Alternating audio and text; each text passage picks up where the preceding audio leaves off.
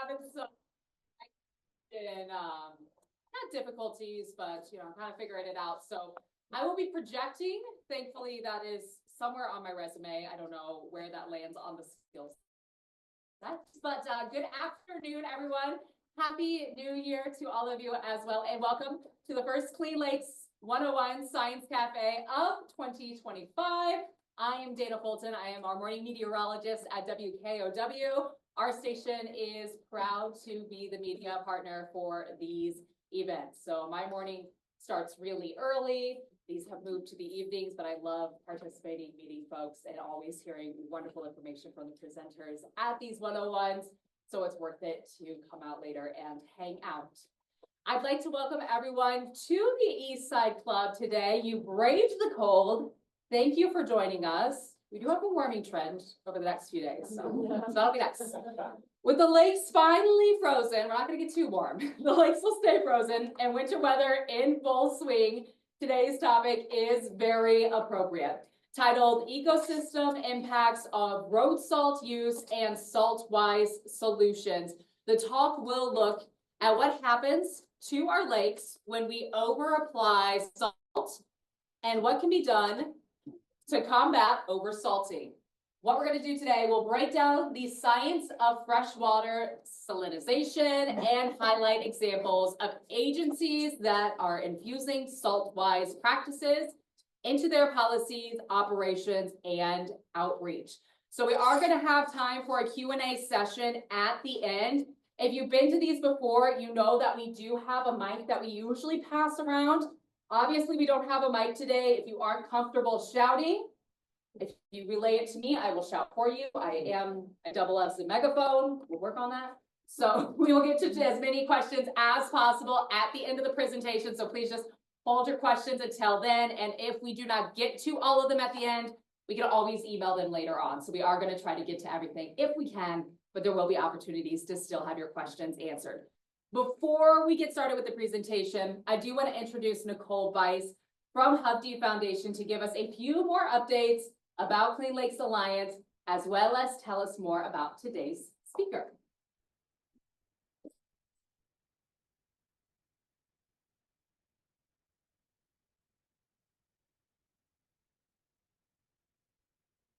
I don't know if I'm as good at projecting, but I'll do my best. Thanks, Dana, and thanks to everyone who's joining us here at the Eastside Club today. Hovde Properties and Hovde Foundation are proud to sponsor today's talk. You may not have heard much about the Hovde Foundation, even though we've been around for 27 years. Our main focus is supporting children in crisis through our International Hovde Home Initiative, which helps about 3,000 children every year. Here in Wisconsin, we invest in organizations like the Clean Lakes Alliance that strengthens our community. We can all agree on the importance of keeping our watershed clean now and for future generations. And that's why we're here today. I'd like to thank the other Clean Lakes Alliance 101 Science Cafe sponsors. Presenting sponsor, National Guardian Life Insurance Company. Hosting sponsor, the Eastside Club.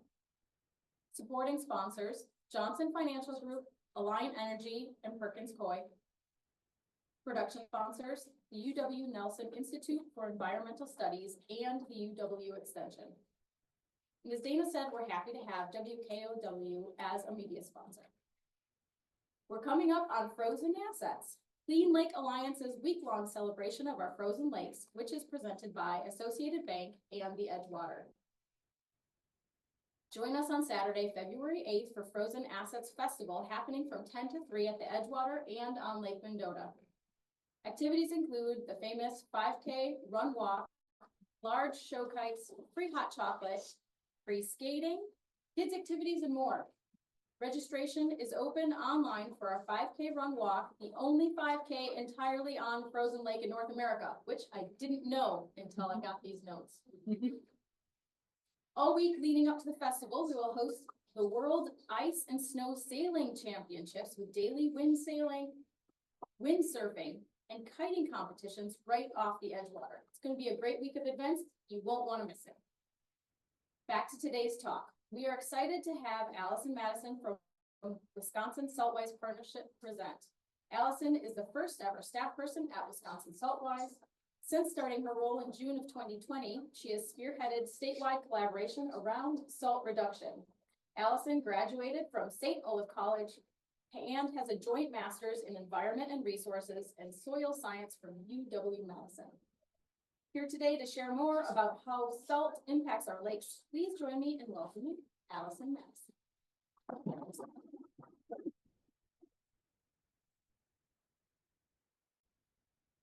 Before we start, there are 1, 2, 3, 4, 5, 6, 7, 8, 9, 10 more chairs up here.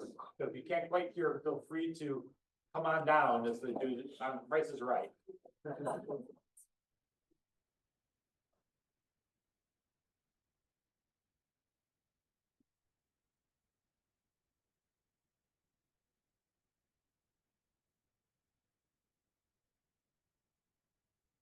So they're gonna figure out the visual projector issue that's happening, but I will just talk a little bit more about myself and the salt program. So have any of you guys seen signs like this around? You people, okay? If not, you can, if you need help, you can take one of these out. Saltwise works to do public education and outreach in the Madison area and across the state. We also do a lot of training with contractors and municipal agencies. And the work really started here in Madison with people from the city of Madison, Dane County, the wastewater treatment plant, the water utility, all seeing we've got a problem, right? We've got increasing levels of salt showing up in our drinking water, in our wastewater, in our lakes, and in our streams. And we need to do something about that. And if we're going to start to change this, people need to understand that it's a problem, right? How many of you notice how much salt you crunched on just coming across the sidewalk or in the parking lot, right? But unfortunately, that's kind of become the norm, right? It hasn't always been this way, but salt is a great de-icer, right? And so the mentality has kind of been, well, if some is good, more is better, right? It's pretty cheap, it's effective. Let's put it down and then it disappears, right? Except it doesn't. When we have salt down and it melts snow and ice, it goes wherever that snow melt goes, right? And here we can see where a lot of it is going. So I don't have graphs to show you yet, but I will in just a moment kind of do that. So a lot of my work is really around that education. So obviously, you know, here today, but throughout the fall, especially, that's kind of the training season for a lot of people involved in winter maintenance. So I travel all across the state and talk to people from different county highway departments and municipalities, like I said, kind of contractors, school districts, universities, trying to get everybody to adopt the best practices that are out there. Because obviously, you know, we saw in the parking lot, not really a best practice. But first, people have to realize that salt does create problems, not just for water, but also, you know, on the pavement. You may have noticed, in addition to all the extra salt on that parking lot, the parking lot itself wasn't really in great condition, right? Salt does a lot of damage to our infrastructure, and so that has a lot of cost associated with it as well. So it's really trying to think, you know, like big picture, what's the impact of the salt that we put down? Yes, we want people to be safe, right? But how can we really be smart or salt wise with that as one of our resources, one of the tools that we have when fighting snow? So I'm going to just kind of keep ad-libbing a little bit here. Let me think for a second. So I think that if you're not, like I said, anybody here involved with winter maintenance, like professionally, anybody work for like county or municipality or contractor, anybody do winter maintenance at your own home? All right, yeah. I grew up in northern Wisconsin, so I grew up going out with my dad. I was the oldest kid, so there were lots of mornings shoveling snow until my hands were so cold and I came in, you know, you're trying to get feeling back into them. So I think we have that experience of shoveling. By the way, I will give my family some credit. We didn't use any salt. It was just shovel, right? Mechanical removal, going out there with those tools. And I also learned pretty recently in my hometown, a town of just 3,000 people in Chippewa County, if anyone's heard of Bloomer, maybe. Okay, a few people, maybe you've heard of the Main Street Cafe pies, pretty famous up there. So we've got slides. All right, can we give them a hand? So I'll go back to my plain script a little bit here, but yeah, so thinking about what we know about winter maintenance and that there's ways to do it definitely with a lot less salt than we now kind of see around. But also there's a lot of science that I'm not going to dive really deep into with you. But I get to do that with, county highway departments, for instance. So this one, there we go. So, yeah, me growing up, spending a lot of And time. Madison, could we have you go up to the podium now that it's working? I don't like standing in one place, so I'll do as I'm told here, yeah? Okay, so, let's see, do we have yeah, so this is me, with my younger brother, growing up in northern Wisconsin, spending lots of time, as much as I could, out on the water. So probably like a lot of you, feeling really connected to our freshwater lakes and streams and spending time, fishing and canoeing and swimming and just looking out over the water. So that's really driven me and my passion, for this work. I also was a high school science teacher and also taught environmental science for a number of years before moving into this role. But now I still teach, like I said, highway department staff. This is actually a class that I gave at the Breas company over in Middleton. It was staff from their company, as well as a lot of other contractors in the area and some of the, I think, Middleton High School facilities staff as well. So, road salt, the #1 source of salt pollution in Wisconsin. It's what I'm going to focus most of my talk on today. But Janet and I were talking before the presentation a little bit about water softener salts. So you can also address that later in your questions if you want. Have shared this idea, right? We put the salt down, it seems to disappear, but it doesn't. It moves into our water. And also brought up the point that we haven't always done it this way. So you're looking here at a graph of salt use in the country. So these are millions of tons of road salt that have gone down year after year. But look we just started doing it in the country as a whole in the 40s. In the Madison area, to the best of the research I've done, it was more like late 50s, kind of early 60s is when we started putting salt down. But we've realized that it's really helpful in our work to keep roads safe. And so it's just kind of more and more and more.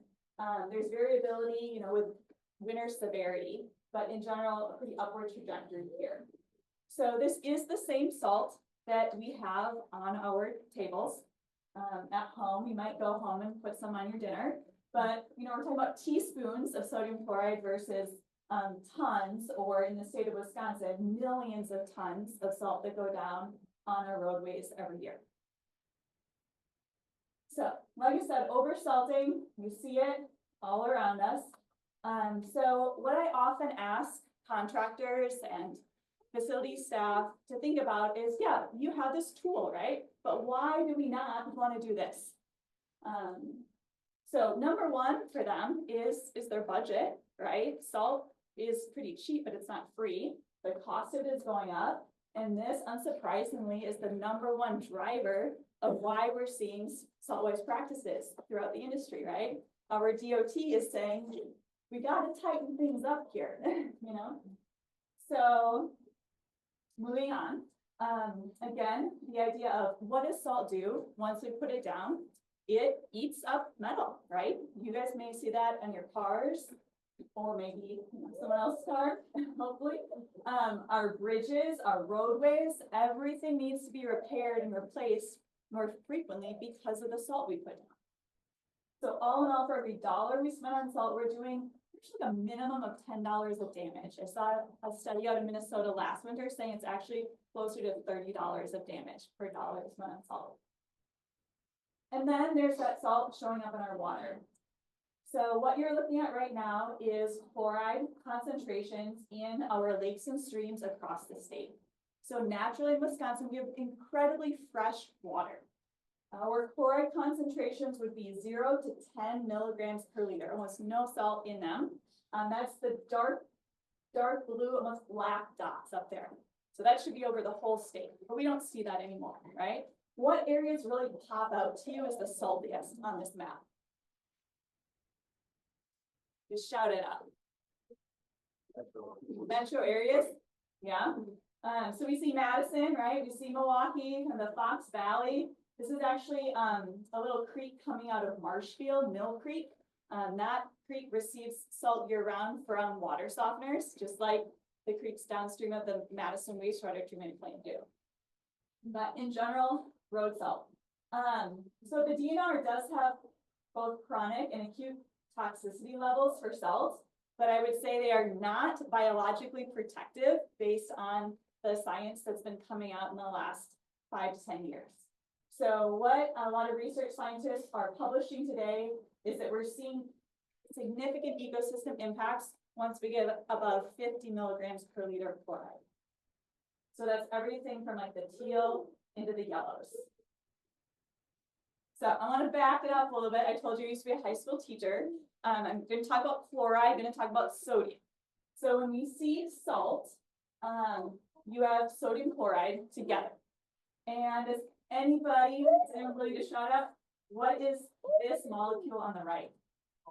Water, right? So water molecules, when we have snow and ice, those water molecules are stuck together, right? They're bonded together in that solid form. And if they're bonded together out on the sidewalk and you want to get them off, you can, shovel, you can try to move it mechanically, or you can try to remove it chemically. And that's what salt does. You have to get those water molecules to let go of one another. But how do you do that? They're stuck together, they're happy together, right? You have to introduce something that they like even more than they like one another, and that is salt. So you introduce the salt, and the water molecules let go of one another, and they come and they give a big bear hug to the sodium. They give a big bear hug to the chloride. And that's great, right? You've done your job. You've melted that snow. The problem is you've made something else. What do we have here? We now have salt water. And that's what we've got, right? Kind of forever. Salt is considered a permanent pollutant because it is very, very difficult to remove salt from water. You can't filter it out, right? The wastewater treatment plant wishes they could chemically or somehow treat it, right, to pull that salt out. And technically it's possible, right, to remove salt from water, desalination, but it just takes so much energy to pry those tiny little ions of sodium and the chloride out of water that it's not feasible to do, even at the wastewater treatment plant. And it's definitely not going to happen in our lakes, right? We'd definitely be killing everything in them. So this is what we're seeing right now in our lakes right out here. So again, we're looking at just that chloride because they're split apart. We can look at them separately, and scientists tend to focus on the chloride. I can talk more about that if there are questions, but we're looking at chloride levels here. So again, naturally between 0 and 10, and over the years, just going up and up and up. Anybody want to hazard a guess why Lake Wingra might be saltier than those other lakes? Smaller, so It's smaller, yeah, right? So salt's coming in and it doesn't have much water to dilute it. So it's getting saltier the fastest. I mean, we're seeing the same trend with Lake Michigan, but I think it's still under 20 milligrams per liter. But there was a Milwaukee Journal Sentinel article today saying Lake Michigan is 15 times saltier than it was in the 1800s. But it went from like 1 to 15, right? So we're seeing that in our lakes, also in our streams. I pulled here Starkweather Creek chloride concentration. So we're looking at chloride again on the left, and this is from winters from like 2020 to 2023. And the Capital Area Regional Planning Commission is currently monitoring that creek and what's going on. I thought it'd be interesting to show you some of the spikes that we see here in the winter months, right? So a snow event happens, there's some warming, some melting, and all that salt water makes its way into the creek, and we see spikes in those chloride concentrations. So this goes up into 800, well above that chronic toxicity limit. The EPA has set at 230, well above the 50 milligrams per liter that we know is impacting the ecosystems. So I've done a bit of talking, before I continue on with some of the science, I want you to kind of jog your own memory for a minute. When you think about salt and the impacts it has, I want you to think about what are some of the benefits of salt? What are some good things that we get from salt or ways we use it that are beneficial? What are some negative impacts? You can think about who might have perceived salt as good or bad for different reasons. Or do you know some random facts about salt? So I encourage you to talk to someone next to you, or maybe introduce yourself to someone across the table and share something for a moment. Something good, something bad, maybe something random about salt, and we'll come back together.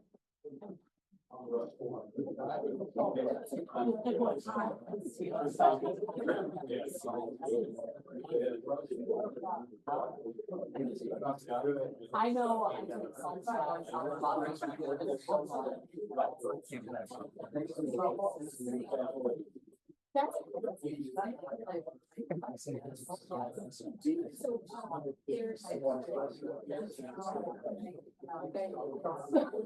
So it must be, it must be.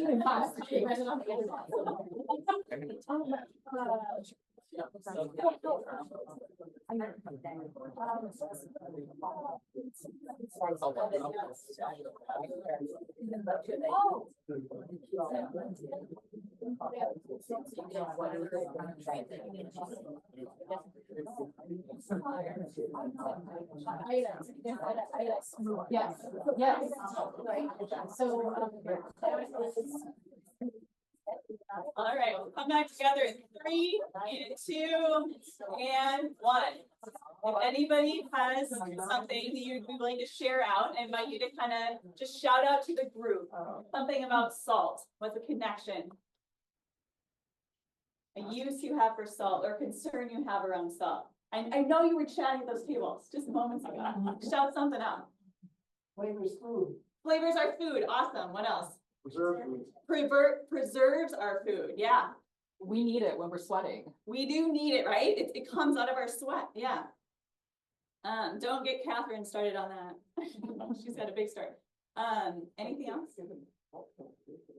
Bad for high blood pressure. Bad for high blood pressure. Yeah. Anybody know somebody who has high blood pressure medicine? Or maybe should be thinking about that? Okay. So I'm gonna connect some of those things for you guys. So the first one, preserving food. And flavoring food, right? So think about making pickles. So this is one impact that salt has. We'll talk about why. So again, sorry, back to high school, science class here. Cells like to be in balance with their surroundings. So if we add salt around something, and there's more salt outside than there is inside, that solution draws water out of the cell. And the cell shrinks. So think about your cucumber, right? In the saltwater brine. That water goes out of the cucumber. And it's tasty and delicious, right? And it's useful to preserve not just cucumbers, but lots of other food. But I want you to think the flip side of that. Yeah, that food is good. It's good for us, right? It hasn't gone bad. But what does that mean? Kind of what hasn't happened? It means other little microbes haven't gone to eat that food. Why? Because the salt turned them into little pickles, right? The salt stopped them from growing and eating. So when salt goes into our lakes, right here, the first species or the first organisms that are impacted are tiny little zooplankton. And most of us don't have a great connection with the zooplankton, right? We don't really see them when we go out swimming or fishing or whatever. Don't really see them on TV. So the salt goes in there, and those tiny little zooplankton, I want you to imagine them as tiny little cucumbers. So they are going to turn into tiny little pickles, right? Not so good for them, so they die. And that means there's less food going up the food chain. So that's also not really great for the fish. Zooplankton in our food chain that we have here eat algae. So when the salt goes up and the zooplankton levels go down, what happens to the algae in the lake? It goes back up, right? So this diagram here came from research out of University of Toledo. Bill Kintz is a permanent scholar looking at salt pollution in our freshwater ecosystem. So his students will do experiments where they literally take buckets of stream water or lake water, they put salt in, and then they watch the algal blooms happen, right? And they measure and they record those things.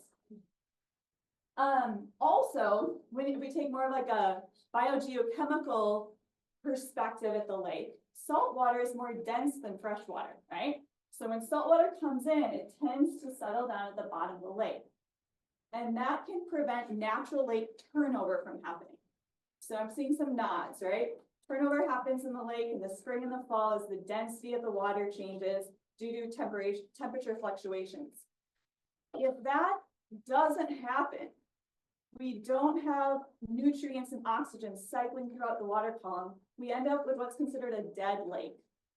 And that is what's happened to here, a lake, Ronnie Lake in the Twin Cities area. It has gotten so salty that it doesn't turn over anymore. I know of a lake like that in upstate New York as well. I don't know of any in Wisconsin. I'd like it to stay that way. But this data is just showing subsurface chloride levels here above 750 milligrams per liter. That deep water is really, really salty. Even their surface chloride levels, still pretty salty at 250, but they're really, really salty layer at the bottom that's preventing that turnover from happening. As that happens, or even if it slows down that turnover process, we have longer periods of time without much oxygen in the bottom of the lake. That can cause phosphorus to remobilize out of the lake sediments. We know there's a lot of phosphorus, right, in these lake sediments, historic phosphorus that's come in from decades, right?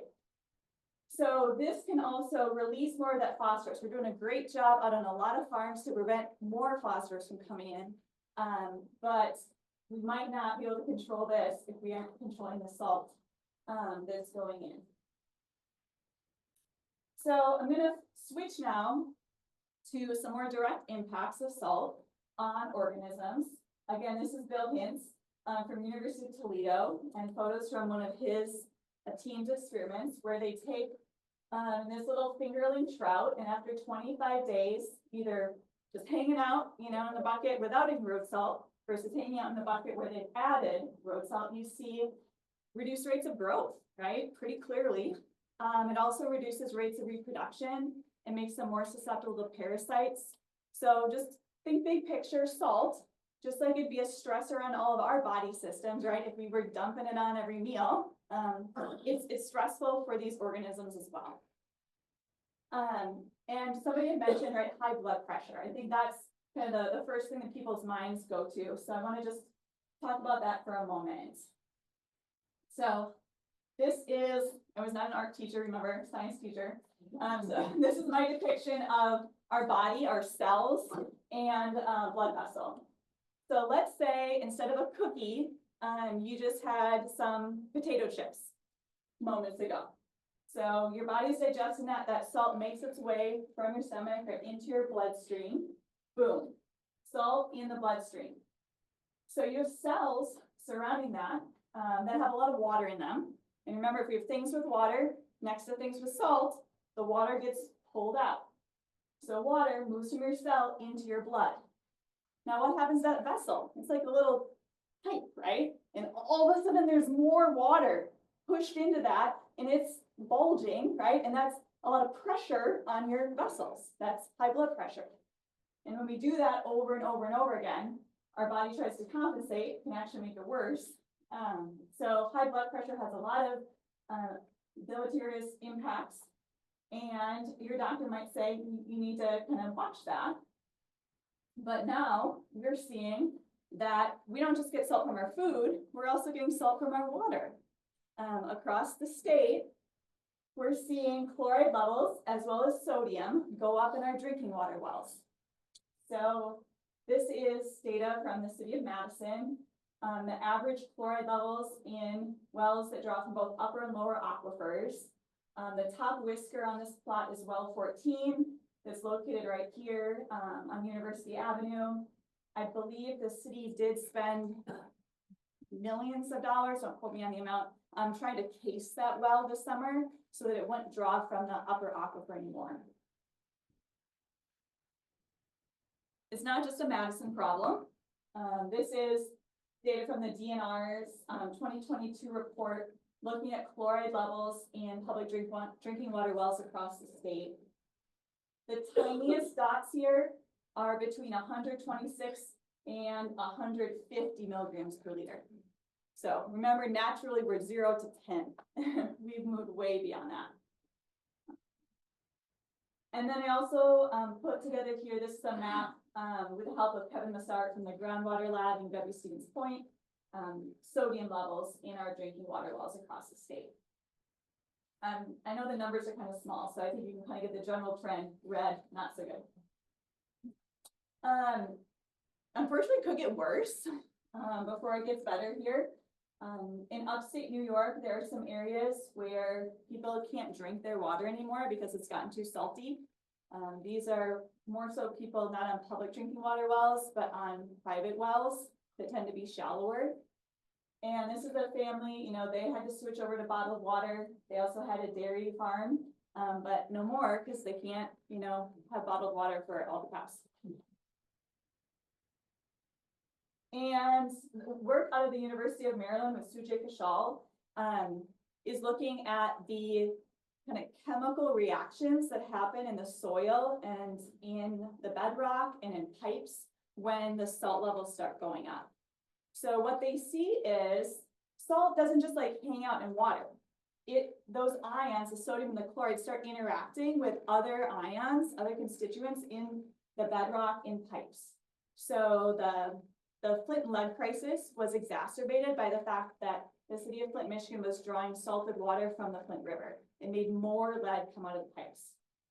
Sujay Kishal's team has called this freshwater salinization syndrome and the problems of chemical cocktails.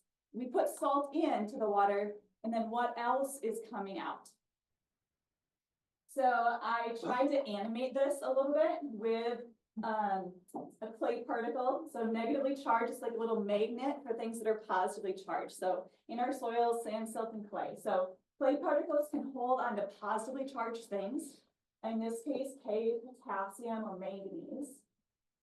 And then when salt comes in, sodium and chloride, the chloride is negatively charged, so you know they don't really attract. But the clay particle wants to hold on to some of that sodium. So it does that, but it can only hold on to so much stuff. So some of the other things that it was holding on to are now moving into our water. And the chloride moves too. So at this point, you know, we've pulled the sodium out, but we've kind of decreased the fertility of the soil. We've made it more erodible. We've broken down the soil structure. And other things start coming out of our water. So this is a photo from the DC area where Sujay works. And after a heavy winter with a lot of salt, they saw manganese coming out of people's drinking water taps. Not so great. So salt creates all the problems, right? 1 teaspoon of salt pollutes 5 gallons of water. And we might think, well, let's, you know, just kind of clean that up afterwards, right? I had a conversation, actually, Dane County has a new county highway commissioner. And he was asking me, aren't there ways, Allison, where we could like capture the salt as it comes off the road and prevent it from going into the lakes? Like, I appreciate that creativity, but we are a long ways away from that, right? We can't even clean it out of our wastewater right now. So retention basins, detention ponds, they filter out a lot of stuff, right? They don't filter out the salt. The chloride moves right through. The sodium can actually break these ponds down. I mentioned, all right, wastewater treatment plants don't do that either. So what we really have to do is focus on reducing in the first place. So I do, as I said before, a lot of education with a lot of different people who wear a lot of high vis. It's fun. Sometimes we're in spaces with AV and sometimes not. And that's both on the public side as well as the private side. I also host events through Saltwise where we get people to come together and to talk about what they're doing and new equipment that they're using and new materials that they're using. And I love this photo. This is Corey Teets, who was with the city of Eau Claire for a number of years. He actually now works in Minnesota. But these guys are excited, right, about this. So many of them are really passionate about the work that they're doing and the savings that they're seeing. So those are really fun events. And then I try to get the media to come out to those as well, so that we can both educate, the operators, but also the general public, and have people understand and see the positive side of what their municipalities are doing. And then we host webinars as well. So again, this is a great time for people to share stories and kind of get the word out about what they're doing. People can't join in person. So Walworth County here. Maybe my clicker is done. No, it's just not. The computer, what I see on the Wonderful. screen is no longer what's there. Don't know if I'm gonna be able to help you with this. Okay, It's frozen. yeah. So while Paul works on that, I'll tell you a little bit more. So Walworth County, which, anybody familiar with Walworth County, south and just a little bit east of us? So they have dropped their salt use 40% in the last 5 years compared to the previous 5 years. Okay, and that's not just like, oh, they haven't had any winter. They actually, no one really had much winter last winter, but the winter before that, they had some crazy ice storms. So it's not just that, it's not just that winter hasn't been as severe. So they've really dialed in their practices by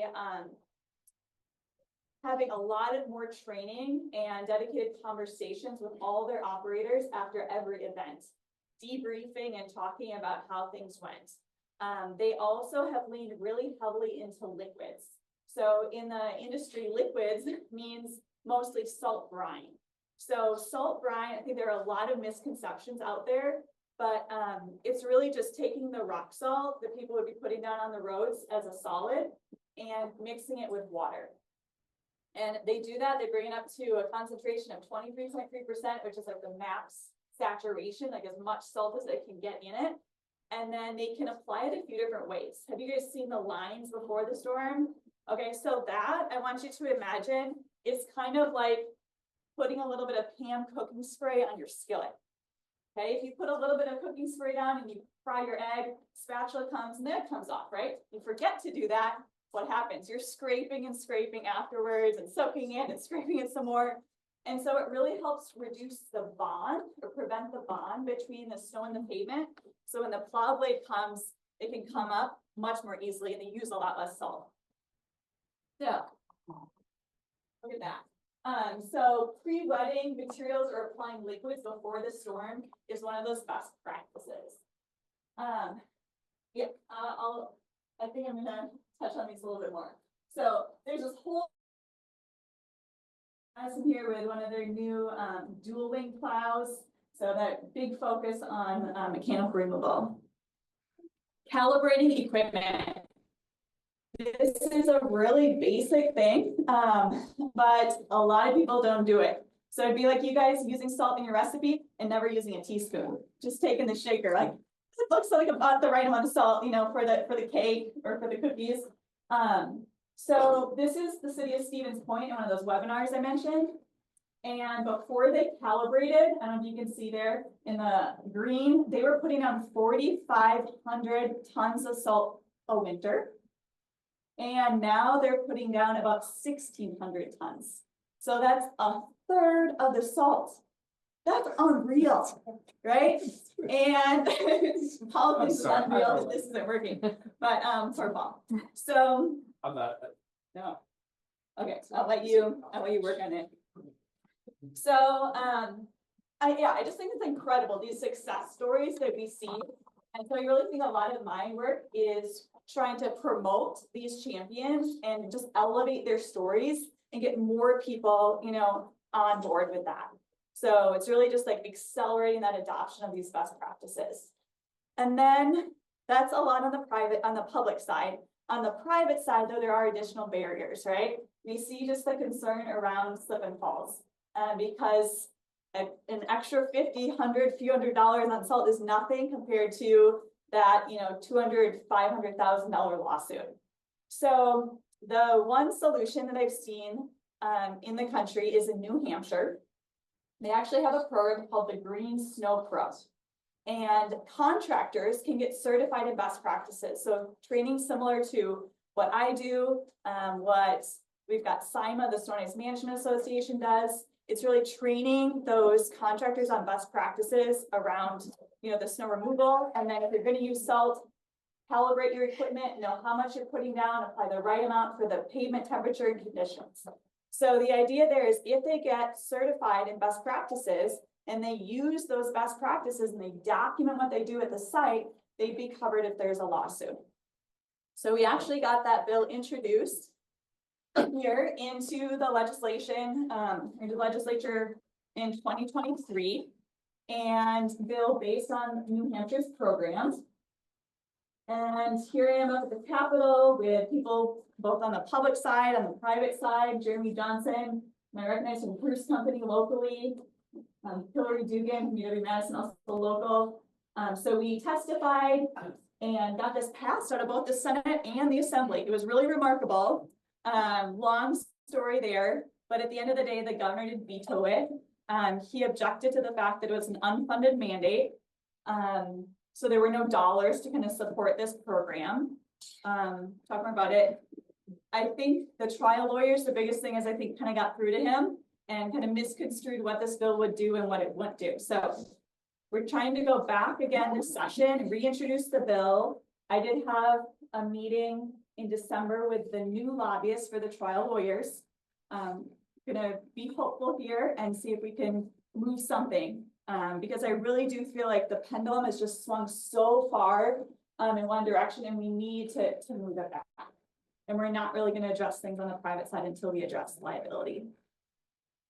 I did bring up to the governor's office, though, another solution, and that is supporting our public agencies a bit more. So a lot of them, even if they can drop salt use by utilizing brine, pavement temperature sensors in their vehicles, better plow blades, it still can be a hard sell to get that initial investment in the equipment.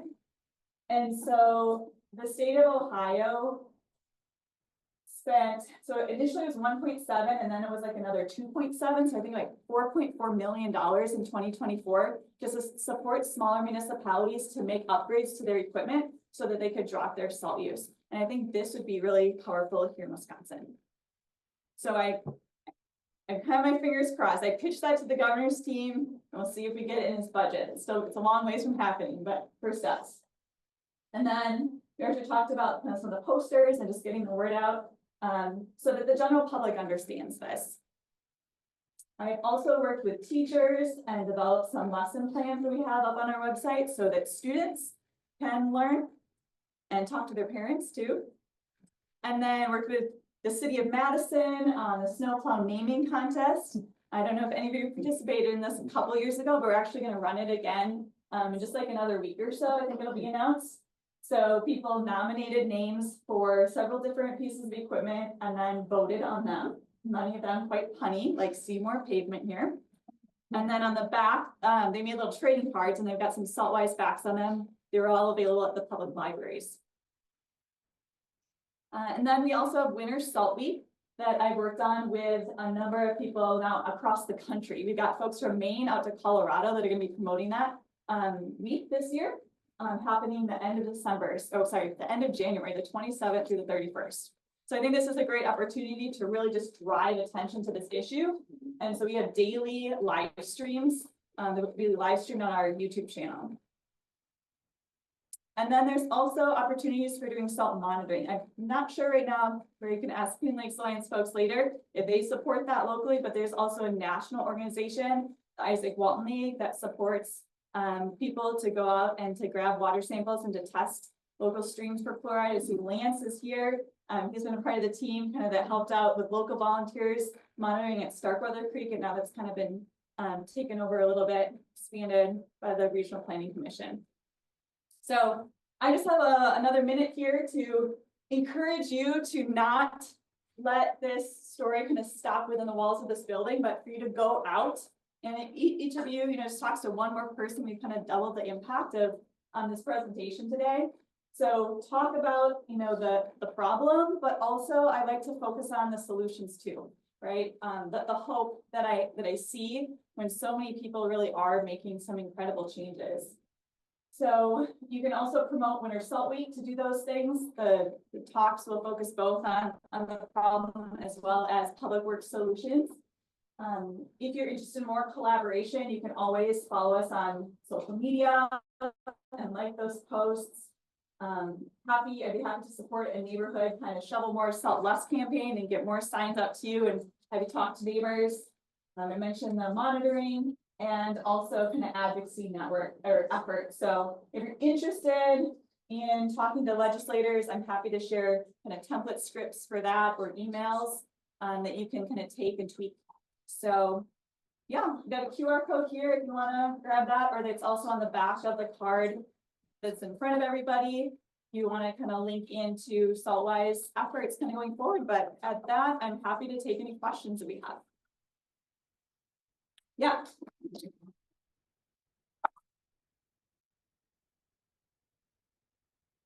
I think we're gonna try to get the mic and see if we get away from the stage, if feedback doesn't. Come and say, Way back. we're back.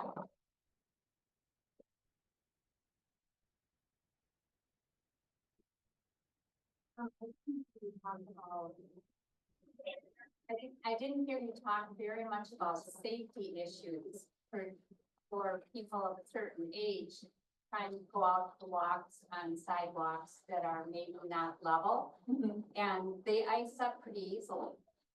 So what do you say about what should homeowners do if they've got a situation where ice forms easily?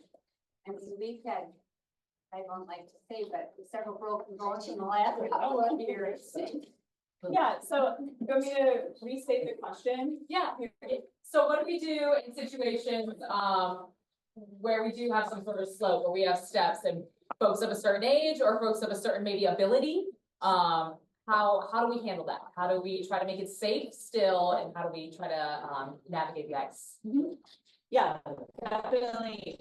So the goal of winter maintenance is to keep people safe, right? Salt is one tool. And I think my perspective would be just don't over rely on that tool. So I encourage people to get out first and to shovel, even sweep sometimes, with like the kind of light fluffier snow that we've been having. The more you can move mechanically, the better. If salt is needed, sometimes it's needed afterwards. Either, people kind of walked over that and kind of packed it down, or if there's maybe like a thaw, refreeze situation. My perspective is not no salt. I mean, in an ideal world, we would get there, right? We'd have some alternative that has no impacts, but there's nothing that we can put down that has no impacts.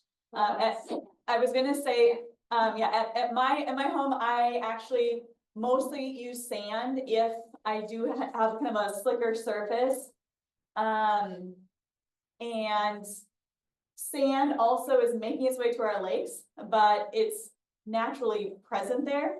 And then you can also sweep up sand, you sweep it into the grass on either side of your sidewalk, like that's fine, right? The city of Madison, as most people I'm assuming here are from or live in, they do sand side streets, right? And then they go back to try to sweep as much of that up as they can afterwards. Some of it gets caught in catch basins, and they work to kind of just keep it out of our lakes. But we also have barrels of sand around the city. There's barrels of the sand salt mixture. And that is the most handy thing, take a bucket get a bucket of that at home. And it doesn't take much.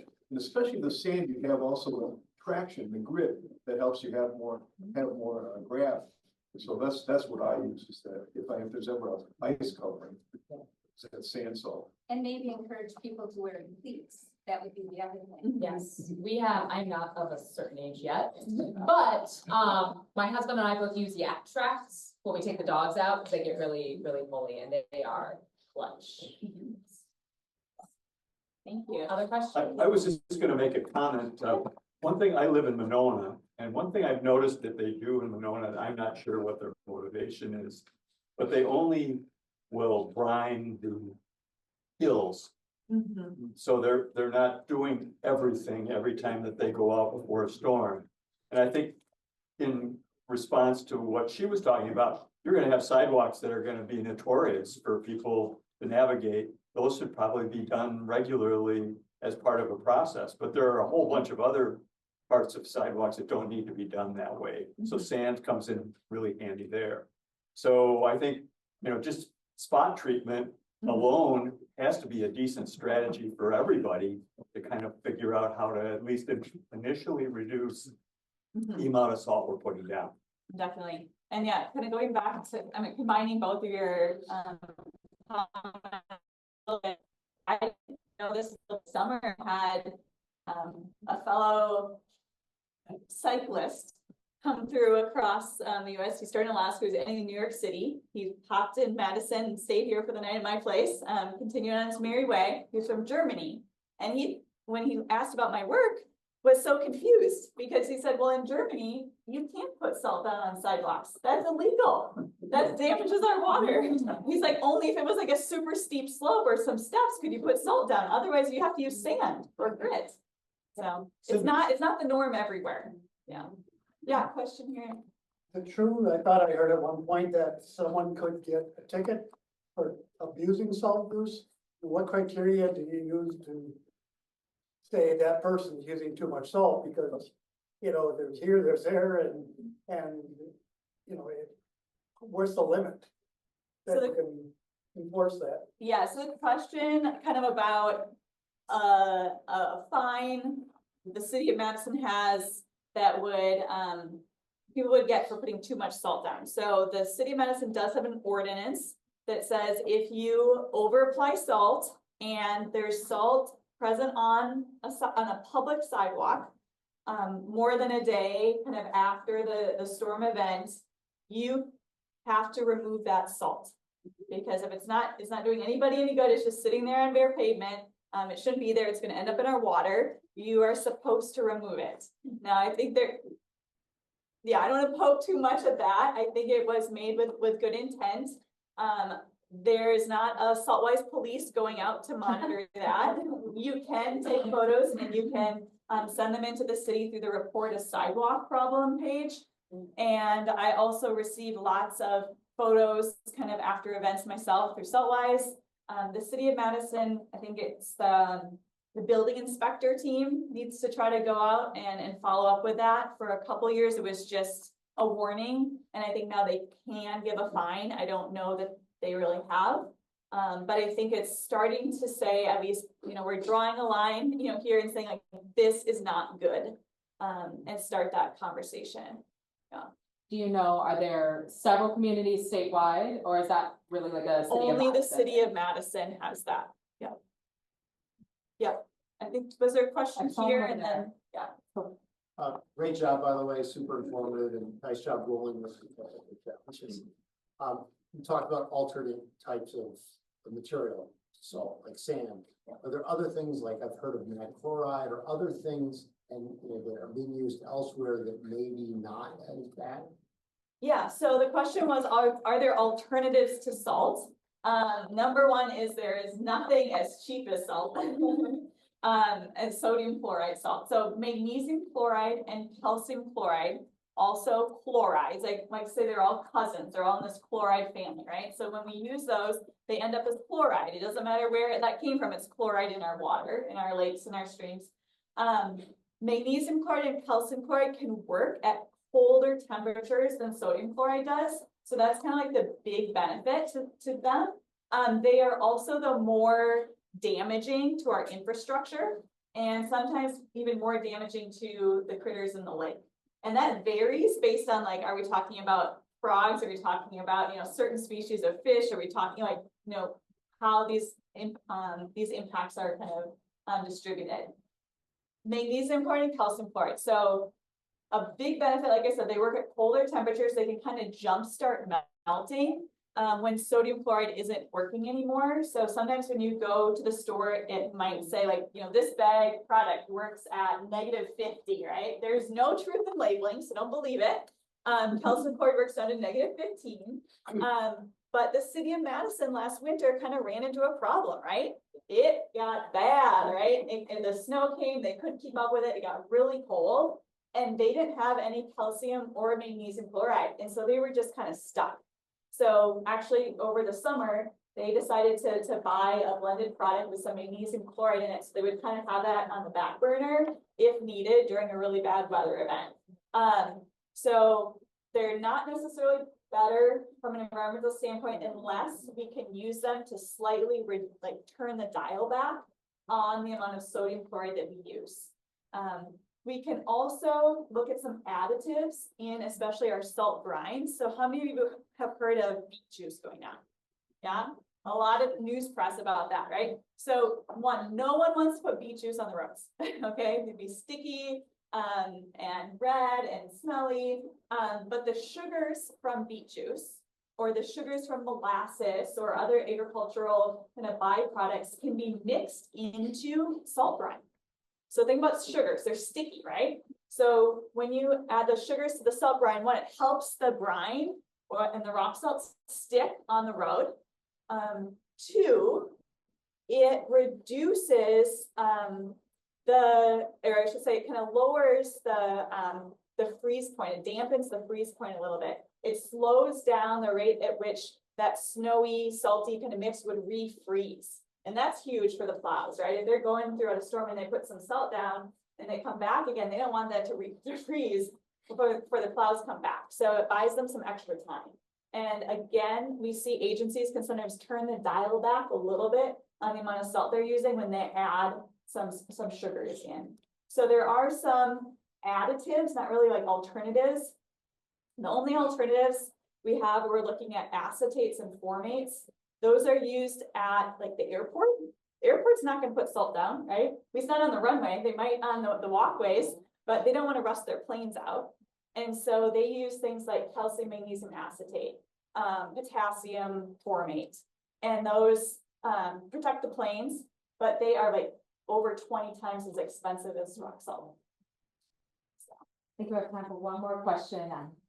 Oh, well, actually, he's asking the question that I was wondering. I'm the secretary for my HOA, and I need to convince a lot of our owners that more salt isn't necessary. So I'm hoping that there's something on your website that I could print off and distribute. Yeah, we have on the website like take action outreach tools. You can also email me and I'm happy to share more resources or even come to an event sometimes too. It's in the local area. Yeah. Awesome. Allison, thank you so much. Thank you. Okay, guys.